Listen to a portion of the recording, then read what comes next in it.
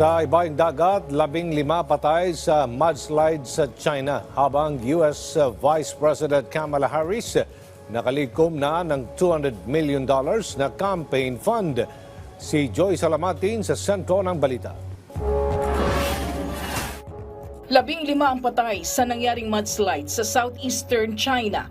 Nangyari ito kasabay ng pananalasa ng Typhoon Gaimi. Ayon sa State News Agency, nasa 21 residente sa Yulin Village ang natrap sa pagguho ng lupa. Puspusan ang rescue operations ng mga otoridad. Aabot na sa mahigit $200 million ang nalikom na campaign fund ni US Vice President Kamala Harris matapos ang isang linggo na pag-endorso sa kanya ni President Joe Biden sa pagtakbo sa presidential race. Ayon sa campaign manager ni Harris, may mahigit 170,000 na bagong volunteers din ang pumirma mula pa noong nakaraang linggo. Sa nalikom na pondo, 66% ang galing anila sa mga bagong donor.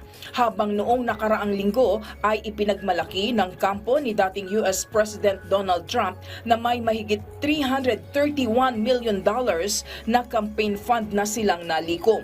Samantala, sinimulan na ng US ang countdown kung saan may 100 araw na lang bago ang halalan. Sa Nigeria naman, mula sa scratch ay nakalikha ang isang engineer ng luxury car. Ito'y sa kabila ng hamon sa pagkuha ng automotive materials. Mula sa scratch at prototypes, pangarap niyang makabuo ng kauna-unahang automotive brand sa naturang bansa na aangkop sa kanilang kultura at living environment. Inaasahan naman na makatutulong ang inisyatibong ito ng engineer sa pag-unlad ng industriya sa kanilang bansa. Joy Salamatin, para sa Pambansang TV sa Bagong Pilipinas.